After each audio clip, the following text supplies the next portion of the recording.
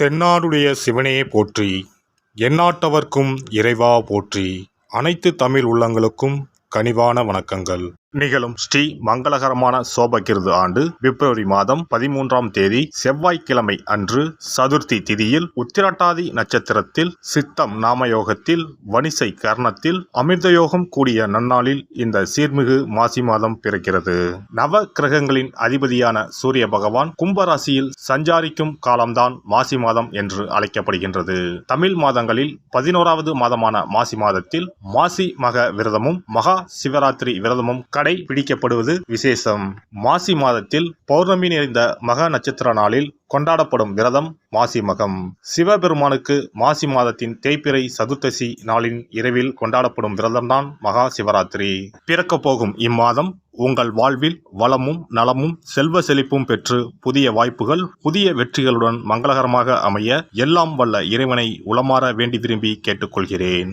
இம்மாத கிரக நிலைகளை பார்க்கும்போது மேசத்தில் குருவும் கன்னி ராசியில் கேது பகவானும் மகர ராசியில் செவ்வாய் சுக்கிரன் புதனும் கும்பராசியில் சனியும் சூரியனும் சேர்ந்து பயணிக்கின்றனர். மீன ராசியில் ராகு பகவான் சஞ்சாரம் செய்கின்றார். கிரக சஞ்சாரங்களின் பாதிப்பால் ஒரு சில ராசிக்காரர்கள் தங்கள் வாழ்வில் மண் மீதும் பெண் மீதும் ஆசைப்பட்டு வீண் விரயங்களை அடைந்து திருவோடு ஏந்தி பிச்சை மட்டும் எடுக்கவில்லை என்ற நிலை இருந்தது.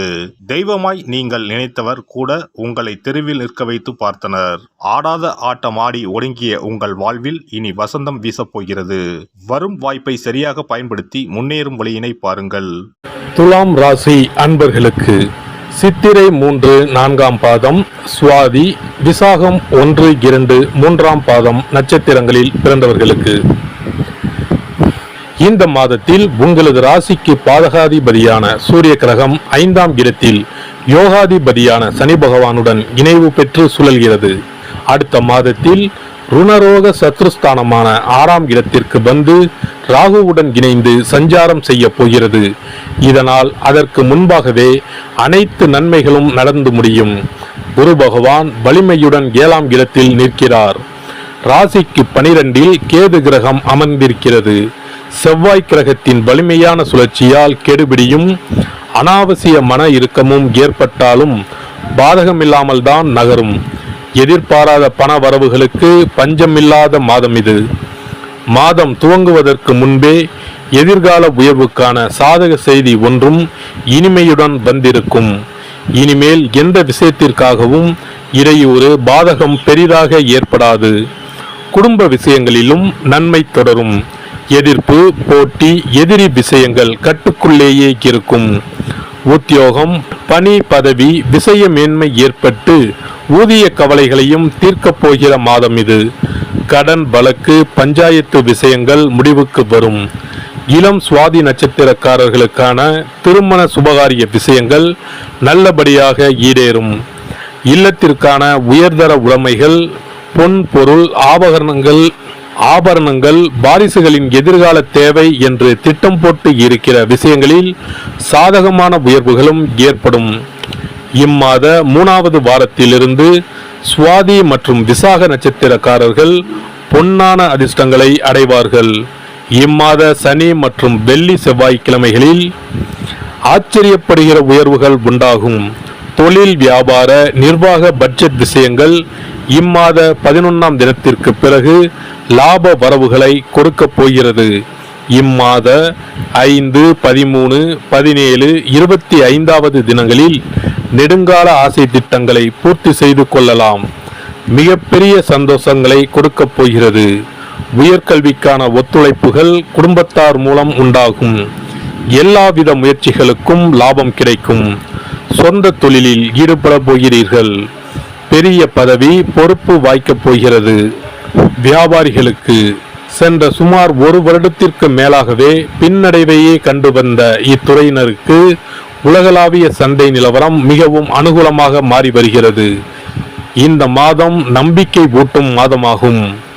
மேலை நாடுகளில் உலக பிரசித்தி பெற்ற உற்பத்தியாளர்களுக்கு சமமாக தரத்தில் உயர்ந்து வரும் இந்திய பொருட்களுக்கு உலக சந்தையில் நல்ல வரவேற்பு இருக்க உள்ளதை இப்போதே கிரக நிலைகள் எடுத்து காட்டுகின்றன.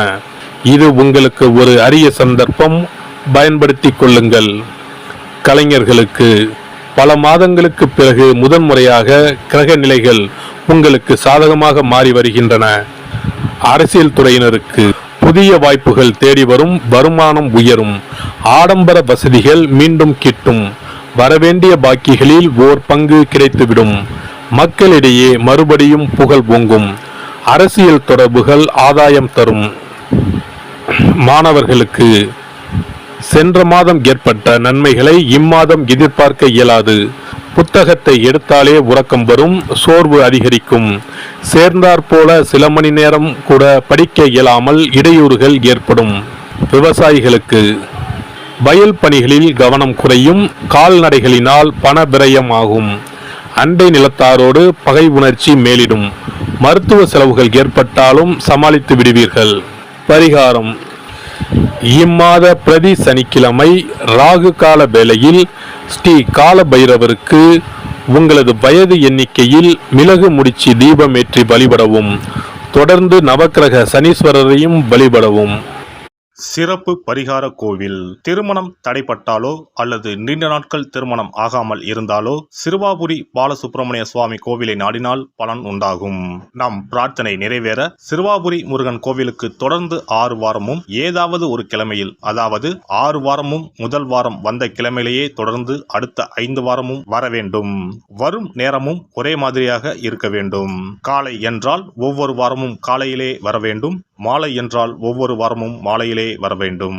திருமணம் ஆக வேண்டிய நபர் 6 வாரமும் வாரம் ஒரு நாள் என்று 6 தடவைகள் தொடர்ந்து வந்து சிறுவாபுரி பாலசுப்பிரமணிய சுவாமியை வழிபட திருமணம் விரைவில் அமையப்பெறும். திருமணம் ஆக வேண்டி ஆண்டவனிடம் பிரார்த்திக்க வருபவர்கள் வள்ளி மணவாள பெருமானுக்கு அர்ச்சனை செய்து வர வேண்டும். 6வது வாரம் 6 அர்ச்சனைக்குரிய பொருட்களுடன் வந்து மரகத விநாயகர், மூலவர், வள்ளி மணவாள பெருமான், அண்ணாமலையார், உண்ணாமுலையம்மை, ஆதிமூலவர் ஆகிய தெய்வங்களுக்கு அர்ச்சனை செய்ய வேண்டும். வள்ளி மணவாள பெருமாள் சன்னதியில் தரும் மாலையை திருமண மாலையாக எண்ணி அணிந்து 6 முறை ஆலயத்தை சுற்றி வர வேண்டும். பின்னர் மாலையை வீட்டிற்கு எடுத்துச் சென்று திருமணம் நடைபெறும் வரை பாதுகாத்து வணங்கி வர வேண்டும். திருமணம் முடிந்ததும் தம்பதி இத்தலம் வந்து 6 தெய்வ சந்நிதிகளுக்கும் அர்ச்சனை செய்து பழைய மாலையை கோவிலில் உள்ள மரத்தில் கட்ட வேண்டும். திருமணம் தவிர மற்ற வேண்டுதல்களான வீடு, பிள்ளை பேறு, செல்வம், நோய் நிவர்த்தி ஆகியவை பெற வருபவர்கள் மேற்படி முறைப்படி 6 வாரமும் மூலவர் சன்னதியில் அர்ச்சனை செய்து வர வேண்டும். 6வது வாரம் மூலவர் சன்னதியில் இருந்து பெற்ற மாலையை அணிந்து 6 முறை நம் வேண்டுதலை இறைவனிடம் முறையிட்டு வெற்றி வேண்டி ஆலயத்தை வலம் பெற வேண்டும். இத்தலத்திற்கு பிரார்த்தனை செய்து வருபவர்கள் 6 வாரமும் திருப்புகழ் பாடி இறைவனை வணங்க வேண்டும். எண்ணியதை முடிக்கும் எம்பெருமானை எண்ணி நம் மனதில் நம்பிக்கையை வளர்த்து கொள்ள வேண்டும். முதல் 5 வாரங்களுக்கு ஒவ்வொரு முறை வரும்போதும் 2 தேங்காய், 2 வாழைப்பழம், வெற்றிலைப்பாக்கு, பூமாலை 1 மற்றும் 2 எலுமிச்சப்பழம் கொண்டு வந்து வணங்க வேண்டும். 6வது வாரம் ஆண்டவனை வழிபட்டு அர்ச்சனை அல்லது அபிஷேகம் செய்ய வேண்டும்.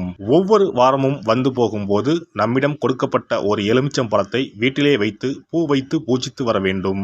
முதல் வார எலுமிச்சம் பழத்தை 2வது வார எலுமிச்சம் பழம் வந்தவுடன் எடுத்து கடல், கிணறு ஏதாவது ஓர் அசுத்தம் இல்லாத இடத்தில் சேர்த்துவிட்டு தற்சமயம் பெற்று வந்த பழத்தை மீண்டும் பூஜிக்க வேண்டும். இவ்வாறு 5 வாரம் செய்துவிட்டு 6வது வாரம் நாம் பெற்று வந்த பழத்தை ஈரம் படாது பாதுகாத்து நம்முடைய பிரார்த்தனை நிறைவேறும் வரை பூஜிக்க வேண்டும். இந்த பிரார்த்தனை பூஜை காலங்களில் நாம் அண்டர்பதி திருப்புகளை ஓதி வணங்க வேண்டும். நம் பிரார்த்தனை நிறைவேறியதும் சிறுவாபுரி வந்து 6 அர்ச்சனைக்கு உரிய பொருட்கள் வைத்து பால சுப்பிரமணிய சுவாமியை வணங்க வேண்டும். இங்கு உள்ள 2 முருகப்பெருமான் சன்னதிகளில் ஆதி மூலவரிடம் நம்முடைய குறைகளையும் தடைகளையும் நீக்க கோரி வணங்கி வர இன்ப வாழ்வு உண்டாகும். இத்தலத்தில் பிரார்த்தனை செய்து வருவோர்கள் முதல் வாரத்திலோ அல்லது தொடர்ந்து வரும் வாரங்களிலோ பலன் பெறுவது உண்டு.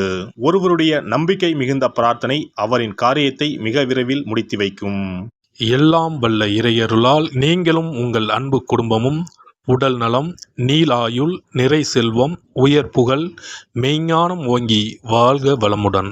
இந்த வீடியோ பதிவு உங்களுக்கு பிடித்திருந்தால் லைக் பண்ணுங்க, கமெண்ட் பண்ணுங்க, ஷேர் பண்ணுங்க, மறக்காம சப்ஸ்கிரைப் பண்ணுங்க, பக்கத்துல இருக்கிற பெல் பட்டனை கிளிக் பண்ணுங்க. நன்றி, வணக்கம். ஓம் நமச்சிவாய. சிவாய நம.